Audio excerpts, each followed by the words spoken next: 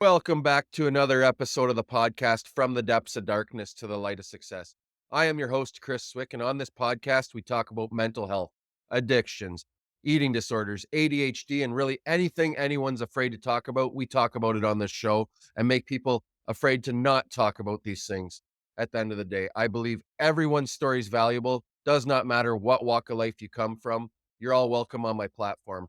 Head over to my YouTube channel, same name as the podcast, and hit that subscribe button, turn on the notifications, and you can find my podcast on Spotify, Apple, Google, wherever you can find a podcast in listening form, it's there. And head over to my Instagram and hit that follow button at Depths of Dark Side. With no further ado, I'd love to introduce to you my next guest. I got Dan Karaty on the show today. He's an actor. He's done choreography for many great people like Jessica Simpson, Timberlake, lots of people. You want to take it away and let them know a little bit about you and what you're all about, Dan? Thanks for having me on, man. I grew up in a dancing family. Both my parents were dancers, so I was around it through my whole childhood and got a little more serious about it as I headed into my 20s.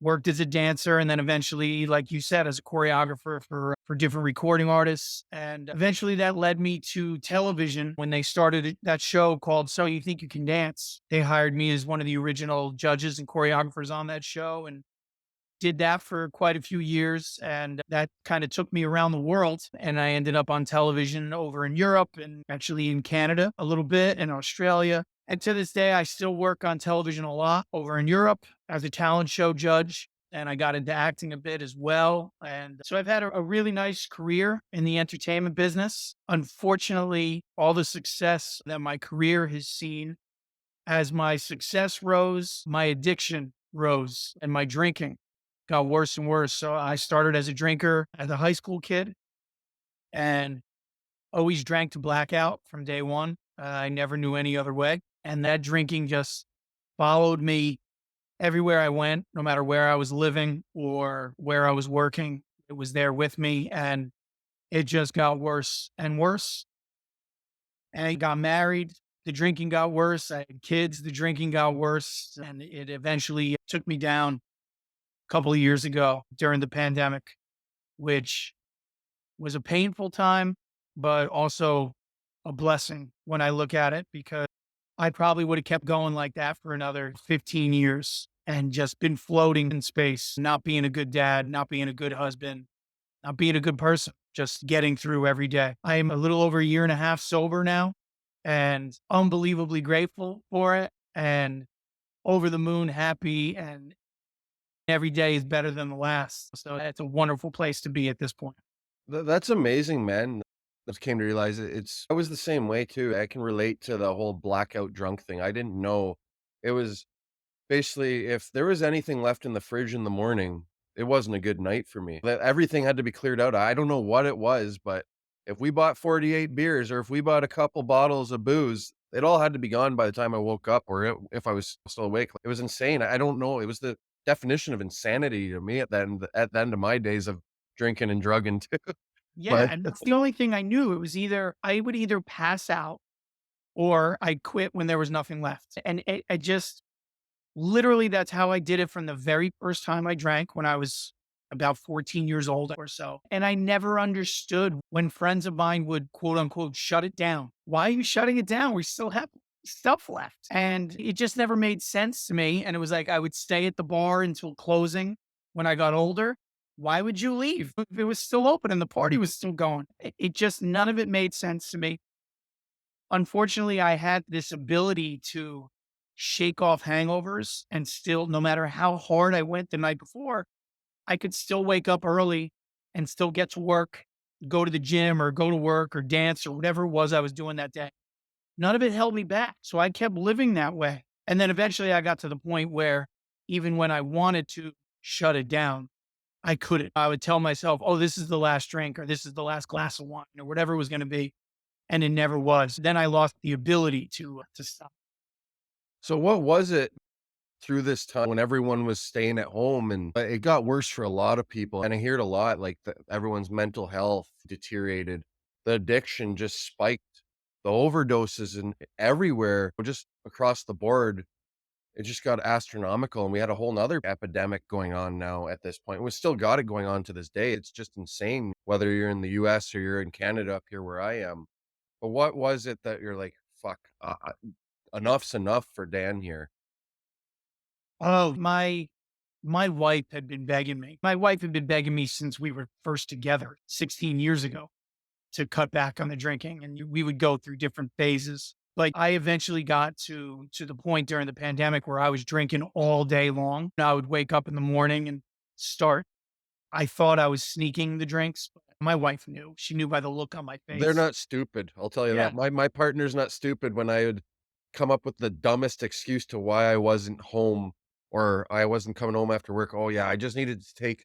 I remember the last time too, it was, sorry to cut you off, but No, no, no. I relate right there. Just, I'm gone for a walk by the river. I need to just get my head. She's, "What the fuck are you talking about? You've never done this before." She's not stupid, and I was into the drugs, not more the booze, the drugs, but same thing. It's just like, I think I'm hiding it. I think I'm the genius here. This is the grand idea. No, she ain't fucking stupid. Yeah, it was like my every behavior told her what I was doing. But it eventually got to the point too. I had just told you about how I always had that ability to shake off my hangovers. Yeah. My drinking had gotten so ugly that I was no longer able to do that either. So I went from being the first one out of bed in my house. It was with my wife and our two young kids. I was always the first one up and getting to it, going to the gym, whatever. And I basically would have half a day before the rest of the house would wake up. I got to the point where I was the last one out of bed. And everybody saw that behavior. But the one day my daughter walked in, and she was 9 years old at the time, and just took a look at me, and you could just see this almost fear on her face and asking me, "Daddy, what's wrong? What's wrong with you? Are you okay?"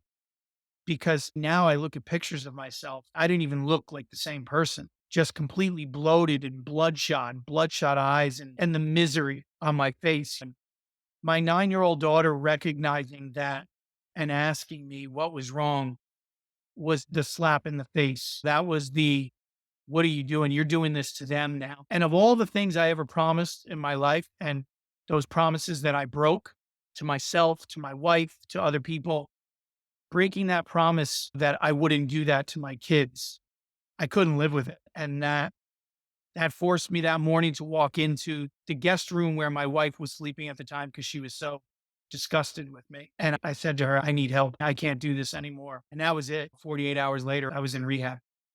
Amazing, man, and haven't touched a drop since, eh? That was it. Yeah. That's amazing, man, and the thing people gotta realize when we're talking here, it's one day at a time, man, as well. That's the only way you can do it. Personally, I don't go do 12 steps me. It doesn't work for everyone. I'm not suggesting that to everyone. It's just, I have my own thing. Everyone's recovery is different, and we shouldn't knock one another. I don't know what your recovery looks like, but I know, even I'll take little tidbits from the 12-step program because I know I have to do it one day at a time. And if I don't do one day at a time and start thinking about other things and my mind goes this way and that way, I'll be right back in the depths. I still have to catch myself being like, because I'm an addict through and through for the rest of my life. Yeah. Doesn't matter what, if it's a healthy addiction, whether it's going to the gym 3 times a day, which isn't probably healthy. You Yeah. know, it could be worse, but, Better you than know, the alternative, but exactly, but or those types of things or whatever it is, but, like, my fiancé, my partner catches me all the time, "Chris, you're an addict through and you will be the rest of your life," so it slips up once in a while, the way my mind starts working. 100%. And it's the one day at a time thing. People sometimes ask me if you could give one piece of advice or something that has stuck with you the most, or it would be nice to come up with something deep or philosophical. But the one day at a time is what I always say, because that's what saved me when I was in rehab. Well, I was so overwhelmed at the thought of, I can never drink again. Really? I couldn't handle that thought. I didn't think I could live like that. And I really was I was that guy. I'm never going to have fun again. I'm never going to live again because I can't drink. And the whole one day at a time thing made me realize what's possible. Don't look so far ahead. Don't overwhelm myself. Just look at today. What do I want to do today? What's going to make me happy today? What's going to get me through today? Whatever it may be. And not looking beyond that, one, it makes it all possible for me, but two, it allows me to get the most out of the day that I'm sitting with as well. And it's that above all else, above all the advice I've gotten from people, of all the slogans that are out there, of all the different things you could go by, one day at a time, man. That was the home run for me. 100%, man. That sort of segues into my next question here. We're just talking about, are there times when you feel your addict self waking up? And what do you do, when this happens, if it happens? Yeah, so one of my biggest things as an addict, it was living on countdowns, right? I lived my life on countdowns. So everything was I have 3 more days until my next trip, or I have 2 more days until I'm supposed to do this or that. Everything was that. And then built in was the, okay, so then I have 3 more days where I have to keep my drinking at this level, but then I can blow it out for 2 weeks because I have nothing to really do. And then I'll cut it back again for this many days. And that's how I lived That's my how we life. all lived. I did the same thing. Oh, I'd be oh, this- counting down to payday, or it'd be counting down to, oh man, there's this big party coming up this weekend, or we're going away for the weekend with the guys. yeah, it's just spend your whole life living that way. So what hits me now is the addict that gets me sometimes in the morning is I wake up and have this really strange feeling of, so how many more days of this? And I realize, oh no, this is my life now. I get to continue like this. But I almost feel like sometimes, when is this going to end? To have that, it almost eats at me for a few minutes. So when is this going to be over? And after a few minutes, I'll realize this doesn't have to end. If I can stay sober, I get to keep living like this. Every day gets to keep being it's awesome. And that's just what I deal with some mornings is I get that bit of anxiety of feeling like, all right, this is going to end in 5 days or 2 weeks or whatever it is, but it doesn't have to. As long as I keep doing the work, I get to keep living like this. 100%, man. And with you being in the entertainment industry and stuff like that, so obviously there's gonna be people drinking around, possibly people doing drugs around, who knows? You never know, like any industry really, at the end of the day, any party you go to. Do you find it hard? Did you find it hard at first? You had to stay away from the going out to an after party or going out to an event or a gala or something like that at first? Yeah. So, Did you have a support system though, like with your wife, or like a little thing, "Hey, I'm gonna call you if things are getting tough," just to yeah. So, first of all, I consider myself really fortunate. My wife, as much as she wanted to kill me before I went to rehab, she welcomed me back with open arms when I came back and has been just an amazing support system from the moment I walked back in the doors. So I had her to lean on, but and obviously I had a sponsor the day I walked out. I was going to 12-step meetings and talking to as many people as I could. that's huge. I Get just, those phone numbers, people, doesn't um, matter who. dude, that was the most important thing is having a small, sober community that I could lean on when I first got out and building it really quick and having it grow. Huge. That was everything for me at first. So I had all of that around me. I was surrounded by it, but I avoided what you talked about, the after parties, all of that. I avoided all of that for the first 6 to 8 months or so. Now, Don't did know. all the people in the entertainment industry know Dan's sober now, don't invite him out thing, or did you let people know, or was it taboo and secretive in your on your side, or did you let people know, "Hey, I don't drink anymore," or, "Hey, no, thank you." You don't even need to tell them you don't drink, it doesn't matter. End of the day, it's none of their business, but if someone offers you a drink, "No, thank you, I'm good today," sort of thing, I'll say that. Yeah, part of my whole reason of being public about it was I wanted all of these people that I've worked with, that I'm friendly with, but not necessarily good friends, but that I had been drinking with all these years. I wanted everyone to know so that I didn't have to explain one by one by one. Yeah, sure. If somebody had a question for me to this day, if you're wondering what I'm thinking or how it's going, I'll tell you. I won't shut up about it. I'll keep going. But I wanted everyone in my orbit to know so that when I did go back to work, so that when I did show up at the after party or I didn't show up at the after party, you knew why. And I just felt like I had lived in lies.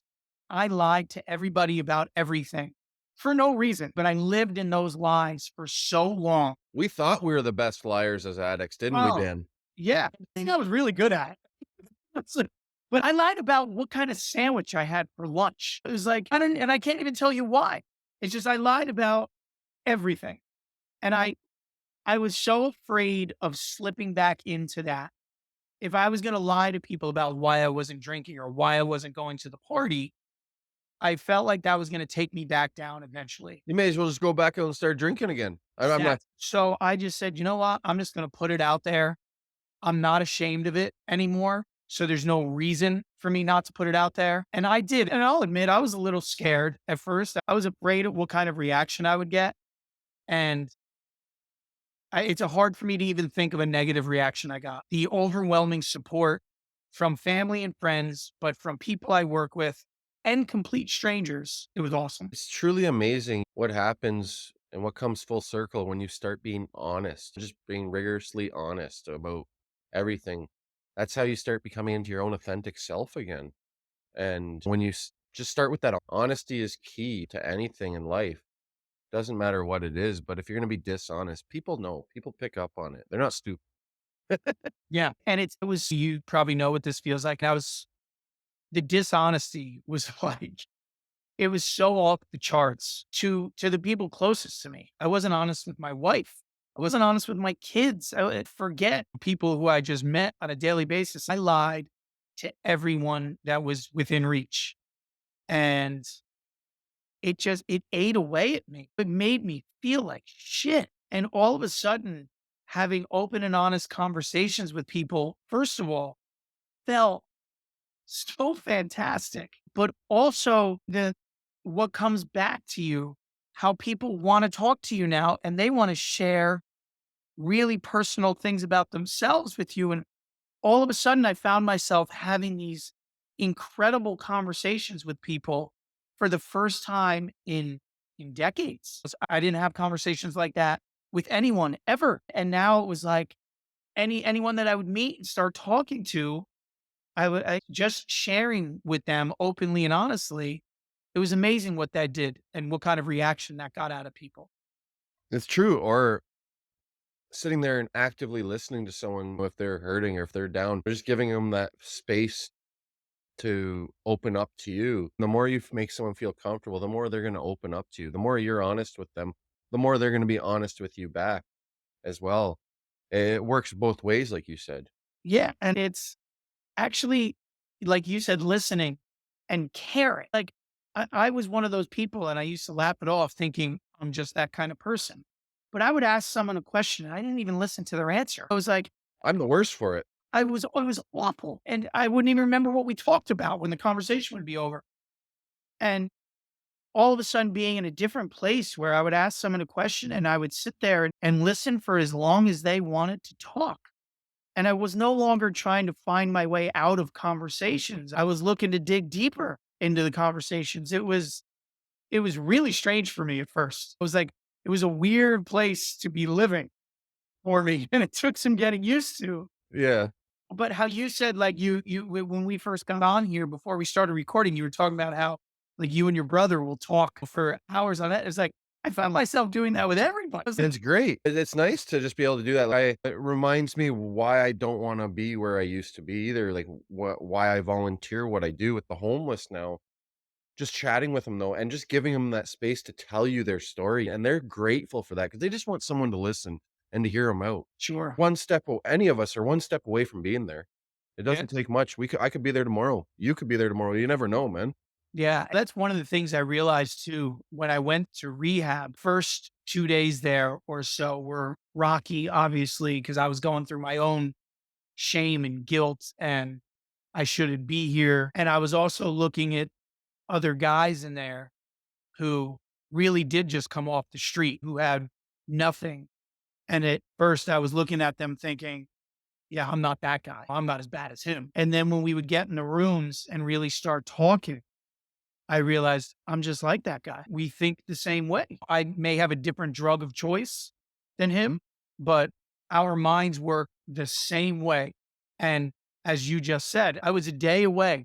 I was a couple more drinks away from being right where they were. And waking up to that and realizing that that's what first was one of the first things that made me realize what this addiction is. I always thought it was, I just need to stop drinking. But it was so much more than just stopping the drinking.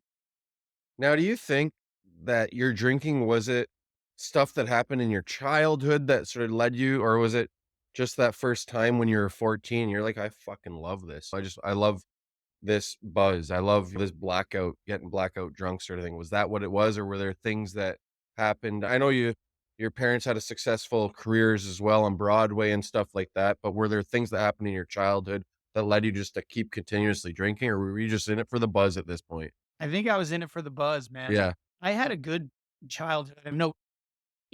No one's perfect, right? My family wasn't perfect, but 100%. I had a great childhood too. We all 3 of us played top tier hockey growing up, tons of things. We had a great childhood.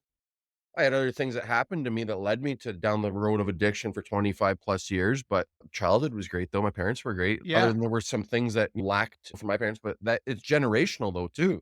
yeah. And I wouldn't give back my childhood for anything. Oh, me neither. I'm incredibly grateful. I think that I just loved that feeling of getting buzzed and getting drunk, and I dove right into it. Now, addiction runs in my family. So, is that part of it? Probably. There are many alcoholics if you go down the line from great grandparents to aunts and uncles and brothers and sisters of mine. So, it runs in the family, but I always just loved it. And I can't tell you when the switch happened.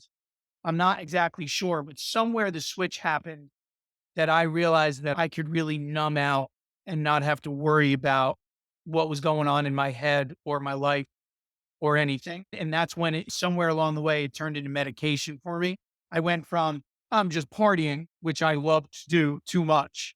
But then somewhere along the way it became and even when I'm not partying, I'm medicating. And that's the part that really took me down. Yeah. 100%. At the end, yeah, the last few years of mine too, it was just me and myself and my drug of choice, man. And I Yeah. didn't care to be with anyone else, man. I didn't have I don't know, things you do get from your family. One less than perfect thing in my families. We didn't as close as we always were and still are to this day, and are always together, spend countless hours together.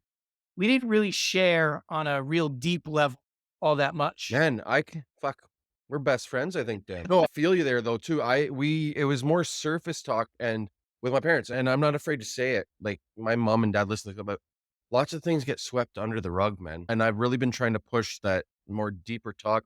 But like I said, I feel it's generational. And I'm not afraid to say it anymore. You know what I mean? I'm gonna say it the way it is. I'm not sugarcoating it anymore, even with my parents. I want to find out what happened. I try to be inquisitive. Hey, what happened back then? These types of things. There's a reason you are the way you are, Dad. Now, you know what I mean? I'm just asking you questions. It Yeah. is what it is. Either I'm going to get an answer or I'm not. But Yeah. I just want to learn, man. I want to Yeah. learn why these behaviors happen, why I am the way I am. Yeah, and I picked up on when I think back and now I talk with my brothers and sisters and stuff, and we think our grandparents were like that, right? So how you're talking about is generational. I didn't know my great grandparents, but my grandparents were like that, right? Like you said, we sweep things under the rug, we smile and we push through. And we were kind Man of up, don't cry. Oh, that's like, it. be a pussy. We were taught that as kids too in our house. It was like we did have a great life, right? So what do we have to complain about? It's so many people had it worse than us that you had no right to complain. Your day wasn't perfect, smile, move on. And I remember members of our family passing away, very close aunts or uncles or great aunts, things like that. And we never even talked about it. Like some of the funerals we didn't even go to. And if we did go to the funeral, we went to the funeral and then came home and no one said a word about it. It was like, that's done. We move on. It was like we never shared our real feelings about things. We talked about sports and school, and as we got older, politics, and we talked about all that kind of stuff in house and day to day. But we never really dug into what was going on up here. Fair enough, man. And I think, like you said, I think it was just generational. And I never even questioned it until my wife started pointing things out to me in the last few years. And got it. I was like, oh my God, you're right. But I never realized it. And now I'm, like you said, trying to figure those things out. And I'm trying to do it different with my own kids. They'll probably hate me for it sometimes because I'm asking them a million questions. But I'm trying to break that feeling of that you shouldn't be sharing what's going on or what you're feeling or Exactly. You wanna make that change in your line there down the family tree or whatever, you be that change. And for your kids, it's for the best, especially the way the world's going these days. Don't bottle those feelings up to anyone listening here. Please reach out. Just, share what's on your mind, even if you don't wanna share it personally on your page or whatever, reach out to someone that you think you can trust or say, "Hey, would you mind listening to me? I just got this on my mind. I need to get it off." that's it. And that's what I have learned about, we were talking before about the conversations I have with people now, giving them that space, that comfort to open up. Just friends of mine who do not have addiction problems like I do or anything. But because I'm open with them and tell them openly about what's going on in my life, all of a sudden they open up about things going on with them and totally different situations, but maybe just stuff at work or with their wives or their kids or whatever it may be. And they share and get almost emotional about what they're saying because it's not something they do on a daily basis because your daily life, you might not have that space, that comfort to open up about those kind of things. And so it's incredible what comes back to you if you do offer somebody that ability to talk a bit. And then, like we were saying, that's why I do it with my kids. It's my kids are 9 and 11. Obviously, my 11-year-old girl is getting closer to things changing and her having stuff that she might want to share. But now, at this point in their lives, I really just try to let them know that I'm here. My wife and I are here if and when those situations come up that you want to talk. Make them feel comfortable in those moments when they may arise in their life. If they do, I'll throw my little tidbit in too, my little parenting tip, because I've been learning too with my kids, as well as I have an 8-year-old daughter. But if they do share something that they may feel uncomfortable sharing, don't make them feel uncomfortable or scold them for sharing that or make them feel unwanted. Or just make them feel heard.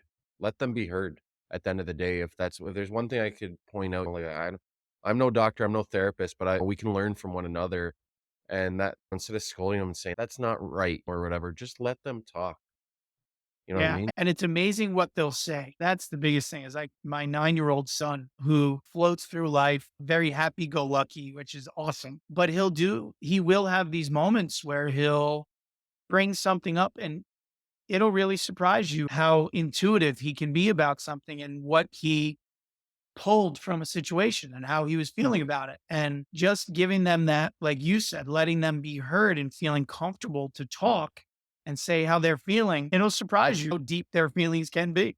100%, man. 100% for sure. So let your kids or anyone make them feel heard at the end of the day. That's all they want to be is felt. They want to be heard, not unheard, Yeah. unloved. They want to be loved and heard. Yeah. And it's even for, I guess I was 44 at the time, even for a 44-year-old man who went into rehab and hadn't said anything of value to anybody in a long time because I was hiding. Being in rehab and speaking for the first time and just saying how I really felt, having all those other guys in the room really listen and care about what I was saying. Holy, I can't even explain how that felt that first day, but it was something I hadn't experienced possibly ever. And if I ever did, it had been a long time and it changed everything for me.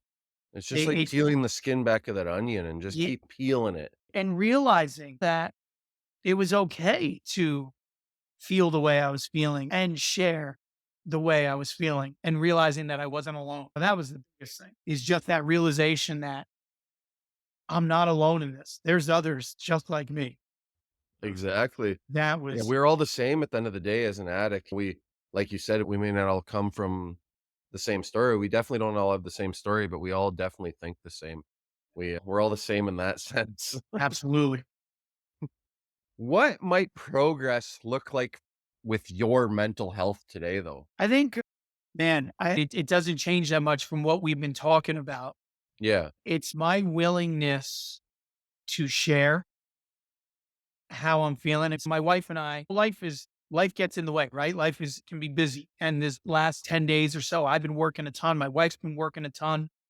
And we sat down and had dinner. The kids were already upstairs and we sat down to have dinner together last night. And she just looked at me and she was like, "How's everything going with everything, work and your sobriety and friends?" Just she threw it all out there.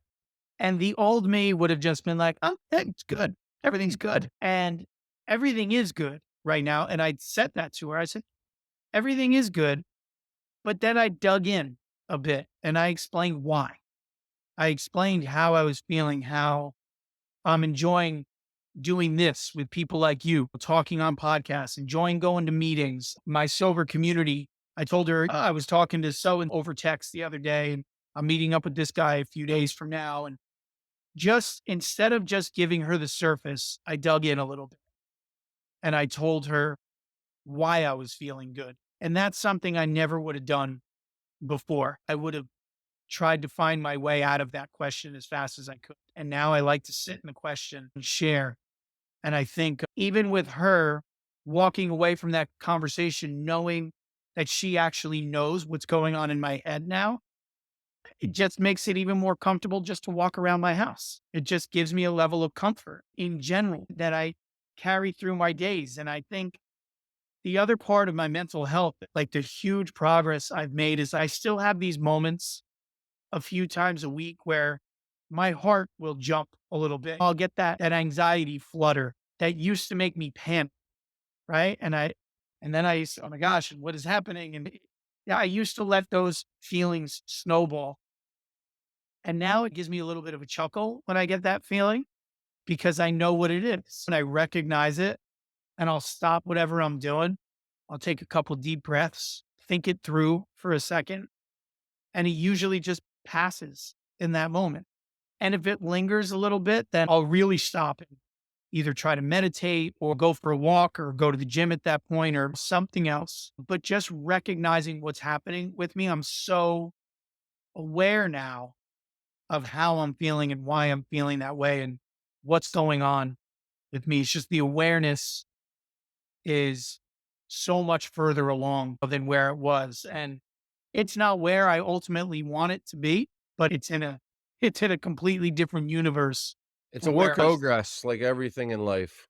yeah. And it's incredible. It's incredible the difference. You know that saying, you really can change your whole life in a year. I'm living proof of that because I feel like a different person every day when I wake up than I did a year and a half ago.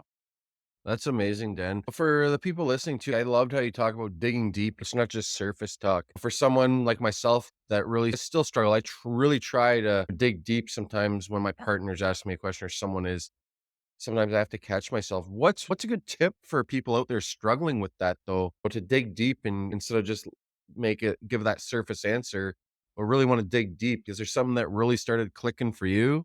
Or was it after you got sober? What clicked for you? Yeah, it didn't happen until after I got sober, but it was the realization that I didn't need to hide, right? It's like me hiding my addiction meant I had to hide everything, right? I felt the need to hide my every fear, my every misstep, my everything. So I was afraid to talk because I was afraid I might say something that you'll learn something else about me or discover something about me. And I realized that the people around me, they care about me and they want to know. And if they do know, they might be able to help me. If nothing else, it was just a shoulder to cry on or another ear to spill my guts to, but they cared. And the people around you care about you. They want to know what's going on with you. And some can help and some can't. But even them just being willing to listen is helpful. And you need to take advantage of those situations. Don't surface talk. What are you going to get from that? You don't gain from that, and the person that you're talking to doesn't gain from that. And a lot of times when someone is asking you how you're doing, they're looking for an opportunity to share how they're feeling as well. And you opening up and showing that you're willing to be honest will allow them to do the same thing. It's so true, man. Digging deep and just being honest, man, and not having to hide anything anymore. I love that answer, man, because it's so true. What is the point in hiding everything and taking it to the grave or whatever the old saying is? Just be honest, be open, and people will do the same in return, like you've said many times. We've said many times in this podcast. Yeah. And Mm. we all have secrets, right? And we've all done things that we're not proud of. And you feel the need to hide those things because you're afraid of somebody judging you. Most people, you would be surprised, will not be shocked by what you tell them. And they'll have a story that could probably somewhat compare. And you can't let that hold you back. You have to realize they've lived their lives too. They've done things they're not proud of too. Put it out there. Get it off your chest. Don't carry that around. So that burden of carrying those things around, and that'll haunt you forever. And you know how I said when I decided to be public about my addiction, I was so scared for so long of the shame. It was like the shame that I was going to feel and how people were going to look down upon me. And man, it was the complete opposite. People were so proud of me. And I can't count how many times people talk about the strength I've showed in talking about my addiction, not the weakness or the shame, but the strength that I've showed. And that says it all. It was complete opposite from what I thought it was going to be. I thought the same thing too coming out. Lots of people probably do, but don't be shame. Don't hold that shame and that guilt in everyone. Like Dan's saying, like I'm saying, share your story. That's what it's all about, helping one another with one story at a time. Because I believe every one of us has a story and everyone's story is valuable at the end of the day. Absolutely. And it's the story's going to be different. Maybe it's not about addiction, but it could be something completely different. But nobody's perfect, right? No one's life is perfect. Everybody struggles with different things. Your struggle may be addiction. The next person's can be something 10 times worse. I promise you. So share yours. Other people will share, and you find out that we're all trying to figure this thing out together. 100%. And I love the last couple of years how much of this community online, especially with sober people, people in addictions, people that aren't even sober, but they're really curious what's going on and stuff like that.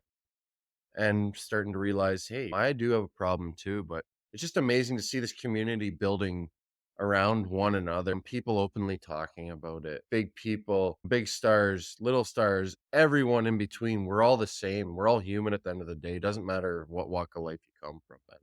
Exactly. You find commonality and you support each other because, as we just talked about, everybody's got their own shit, whatever it may be. And we're all trying to find our way through. And it's nice to have help and support. You don't have to figure this thing out on your own. There's plenty of people who are out there who would love to help.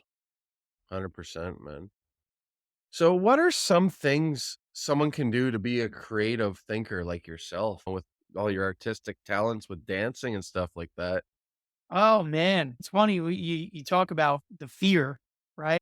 I think everybody has a creative side to them, can be way different. Obviously, there's some who it's an artistic thing, but I think one of the things that's interesting that you see on, I don't know how much you're on social media now. My kids dragged me onto TikTok, and I'm old for TikTok, but what's incredible is you go on there and you give people a platform like that and you see how smart some people are. You see how clever people can be, how funny people can be, how singing, dancing, comedy, coming up with different bits, people's creativity flourish because they're given a platform to do it on. And some of these people have actually gotten some crazy contracts because of the things they're doing on these platforms nowadays. Yeah. And I think if you can fight through that fear of putting yourself out there, right? If you're an artist and you like to draw, how many people draw but they keep all of their drawings, their doodles, all that kind of stuff just to themselves? It's just a hobby that they keep quiet. How many people sing in their apartment or their house or things like that? There's so many people who do it in the privacy of their own home, and that's okay. If you're doing it because you just like to do it as a hobby and you want it for yourself, that's fine. But it's having the guts to put it out there and not regret later on in life. I wonder if I put this out there. I wonder if I talk to somebody about how good I am at drawing or something like that. You got to get past that fear of being judged, and you got to be willing to put yourself out there a little bit, and you might be surprised. And there's always going to be haters. That's the world we live in. There's going to be people who say, "Oh, he's not good or she's not good or whatever it may be. But all it takes is one person to recognize your talent, and you may be surprised what happens. And I think even if you have a talent that you do just as a hobby, you should make sure that you keep doing it. If it makes you feel good and it's something you enjoy, you should do it. Lost my, I let addiction take my love of music and movement away from me, right? My addiction built this fear up in me and a fear of being judged. And I slowly moved away from dancing. And then I slowly moved away from moving at all. And then that took me away from music, these things that I loved for so long. And I'm not looking to get back into dancing or the choreography world or anything like that. But listening to music again and dancing with my kids and dancing a little bit on TikTok and things like that have brought this joy back to me. It's like I've rediscovered my love for these things. And I just do it for fun now, but it fulfills me. And it's a talent of mine that I should have never let go, but I'm so happy that I've re-embraced it and I'm using it. So if you have any kind of creative bone in your body, don't deny it. Use it, whether it's for yourself or you put it out there on social media or to friends or whatever it may be. Go into a karaoke bar, enjoy the talent that you have and use it. Thanks so much for that answer, man. That's such a wholehearted answer. It's true though, man. Like, if you got a talent, if you got like a creative side to you, like it doesn't have to be like you said, artistic, drawing, dancing, acting, singing, those types of things. It can be anything, man. There's just so many different creative outlets out there. Whether it's creating some content for online that you're good at, marketing, whatever the case may be, man. Yeah. But don't let it sit on the back burner if you're good at it. A good example, my brother, he picked everything up and moved from Canada to Mexico by himself, him and his dog. He sold everything off but a couple suitcases. He's a chef.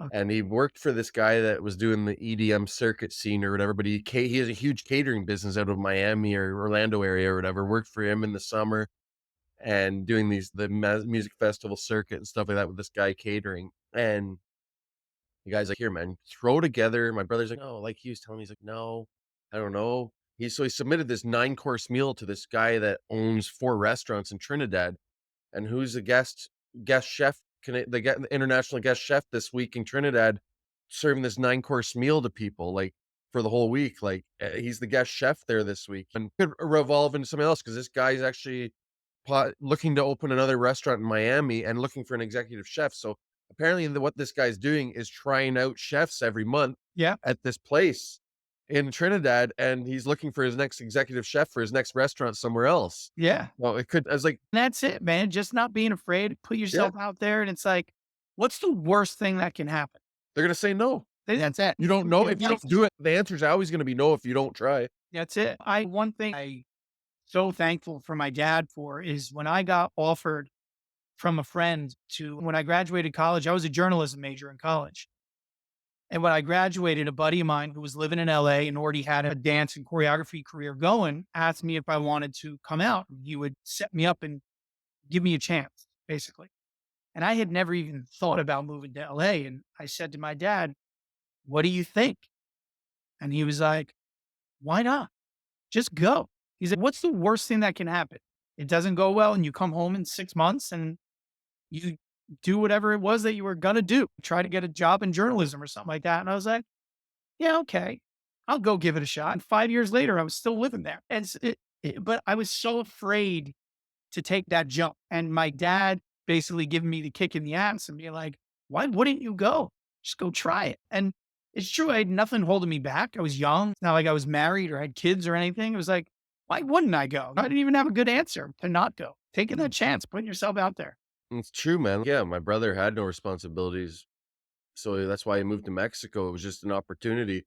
He's living his best life, like I said. He says he's living his best life, living out his dreams. He bought himself a taco cart there too, and he's a chef, so he opened a vegan taco cart on the beach in Sayulita, Mexico, on the Sea of Cortez. That's awesome. He doesn't care. He doesn't care. He's like, "I paid $250 US for this taco cart. I had to fix it up, and away we went, man." And Dude. And how many people If you told that to would be like, especially, I don't know, how old your brother? He's not, he's in his mid-30s. He's just a couple years younger than myself. Yeah, but no, I'm saying like, Yeah, imagine when he's 50 yeah. and when you're sitting around with friends and telling stories of what you did and whatever. So many guys are going to go, shit, I wish I did that. Like, what a life experience. Exactly, and his dog's enjoying, he said his dog is living the best life years of her life now. His wandering around the streets of Mexico with the stray dogs, enjoying life, playing with them all. That's what he says, he can let her go out and she'll come back in a couple hours. Oh my And God. That's yeah, he awesome. says, whatever, he's enjoying life, man. Absolutely. But Absolutely. yeah, and it's amazing. Just enjoy life. Go out there and do what you wanna do. Have no regrets, people. Obviously, there's gotta be a fine line. You don't go do stupid shit, but do something that you're enjoying. If you really think you have a knack for something, go try it. And don't take yourself so seriously. I never did when I was younger. And then I don't know, somewhere along the way, I got into this space where I took myself way too seriously. And Were you way too hard on yourself, Dan? I was too hard on myself, but I also like the littlest things going on, the littlest decisions, whatever, I act like it was earth shattering and it was going to change my life or change the, Yeah, the guy that honked at me is fucking a big deal. I was at with everything. And it was just, God, it was awful. It was a terrible place to be. And now just realizing, all right, I won't even remember that tomorrow. It's just, Exactly. Minuscule, like a person honking at you or cutting you off. They must need to get somewhere a lot sooner than you, or they may have an emergency. And that's what I chalk it up to these days. I try to at least. yeah. They must be in a rush. I'm not in a rush to get anywhere these days, man. Go right ahead. Yeah. Before we go, I want to touch a little bit way back in the early 2000s. You were on Jessica Simpson's. You were the artistic director for a world tour. At such a young age, was that a daunting task for you to take on? Like when you got hired on for that? Yeah. Gosh. One of my biggest regrets was not, and I don't know how much of this was being young and how much of it was being an addict, because I was certainly an addict then. I didn't properly take in all of the opportunities that I had. I didn't look at that as like a daunting task, right? It's just the next thing that I was doing. And I was very confident. I was very good at what I was doing, but I was very confident as well. More egotistical confident? No, No?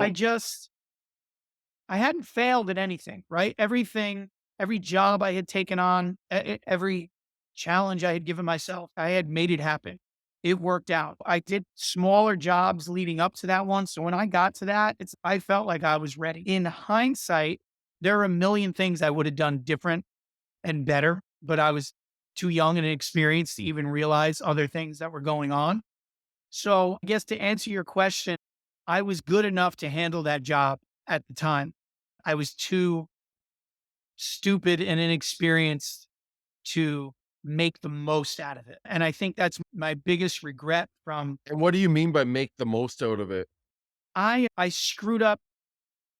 I shouldn't say I didn't hang on to any relationships because of my addiction. I was so much of a do the job and get out of there because Basically, let's get to the booze, eh? let's get to the booze. So I didn't nurture any relationships with anyone in the business, really, where I could have, first of all, built some great friendships, possibly, but also business relationships. And I didn't do it. I was on autopilot and I kept working and kept getting hired because of the quality of the work, but not because of the relationships that I was building. And then, as I said, when I go back and I look at the quality of the work that I was doing, I think if I was more experienced and yeah, maybe a little less egotistical, maybe I would have brought somebody along with me on those jobs that could have served as a little more voice of reason, who maybe brought a little more experience and could have helped me do things better. It's like I did a good job, but it could have been better. For sure. And again, I wish I just soaked it up a little bit. I didn't soak up any of it. I always looked at, as I said, the whole countdown thing. It was like I would start a job like that. And instead of sitting in the process and enjoying the creative process, I was always looking at the end, right? And I would get to the end and move on to the next. I never even stopped to evaluate how the job went. How maybe the next stop on the tour, we can do this way better or whatever. like you said, you're just on autopilot. We're just gonna do it the same whole time. This works, let's do it. That was it. And never stopped to evaluate myself or the job or the people I was working with.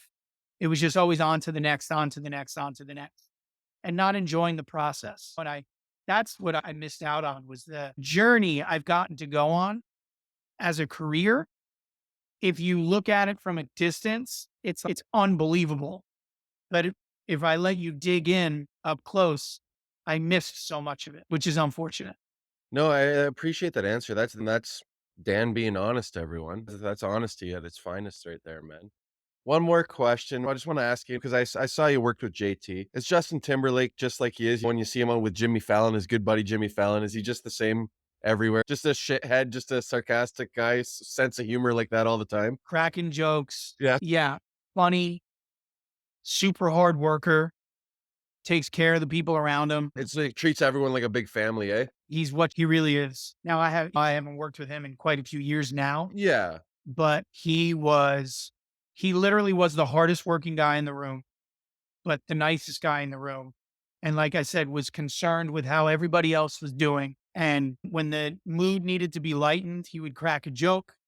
When he needed to crack a whip on people and say you're not pulling your weight, he would do that. But he was just like he was your buddy. He was just another guy in the room, super cool, what you would hope, everything you would hope when you see someone like that, and you're like, "Oh, I hope he's really like that in real life."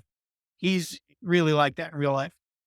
Nice, man. No, I didn't know because I see him like all the time when you see little videos of him and Fallon because I know they're good buddies and Yeah, but they feed off one another, those two. absolutely. Absolutely. And he's when you watch him like that, he's that kind of guy, That's So awesome, it's man. And it's then it's cool that he has done that even through all of his success that he's had. for sure, man. Well, we've come to an end here, Dan, and I truly appreciate you taking the time. We had some lighthearted talk. We had some deep conversation. And that's what it's all about on the show, man. Just sharing that story in hopes to help the next person, man. But before we go, where can everyone find you? And I'll drop your stuff, your links in the show notes and stuff like that. But if they Yeah, want I to mean, follow you along on TikTok or Instagram and you can find all my stuff on my website, which is just dankaraty.com. But perfect. also I'm just Dan Karaty on Instagram or Dan Karaty official on TikTok, where you can really see me act like an idiot if that's what you're in the mood for. And my podcast as well, Dan Karaty, if I'm being Perfect. Yeah, if you guys wanna check it out, and I've started listening to it a little bit too, man. I'm gonna listen to it a little more. I love just hearing those good stories and stuff like that too, man. So, cool. Thanks, yeah, man. no problem, man. I appreciate you coming on the show again today and taking the time out of your day. If there's anything that I learned today, everyone, it's all about being honest, man. Be honest, be an active listener. Let someone talk, give them that shoulder to talk on, lay on if they have to, man. But thank you again for coming on the show today, Dan. Truly appreciate it. Yeah, thanks for having me. I enjoyed the conversation. Thank you very much, man. All right.